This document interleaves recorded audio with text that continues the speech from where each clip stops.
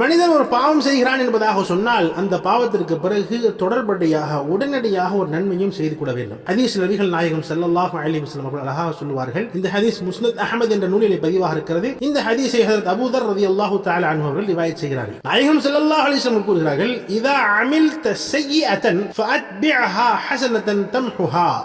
நீங்கள் ஏதேனும் தவறிழைத்து விட்டால், நீங்கள் ஏதேனும் பாவங்கள் செய்து விட்டால் அதனை போக்க, அதாவது அந்த பாவத்தை போக்க உடனடியாக ஒரு நன்மையையும் செய்து விடுங்கள் என்பதாக நபிகள் நாயகம் ஸல்லல்லாஹு அலைஹி வஸல்லம் அவர்கள் கூறியதாக ஹஜ்ரத் அபூ தர் ரலியல்லாஹு தஆலா அன்ஹு அவர்கள் ரிவாயத் செய்கிறார்கள். அதாவது இந்த ஹதீஸுடைய அர்த்தம் என்னவென்று சொன்னா, ஏதாவது தெரியாம ஒரு பாவத்தை செஞ்சுட்டோம் அப்படின்னு சொன்னா அந்த பாவத்தை போக்குவதற்காக உடனடியாக ஒரு நன்மை செய்து கொள்ள வேண்டும். அல்லாஹ் ஜல்ல ஷானஹு தஆலா அந்த நன்மையின் பரக்கத்தின் காரணமாக நிச்சயமாக நிகழ்ந்த அந்த பாவத்தை மன்னித்து விடலாம் என்ற விஷயத்தை நபிகள் நாயகம் ஸல்லல்லாஹு அலைஹி வஸல்லம் அவர்கள் இந்த ஹதீஸ் அழகாக சொல்லி காட்டுகிறார்கள்.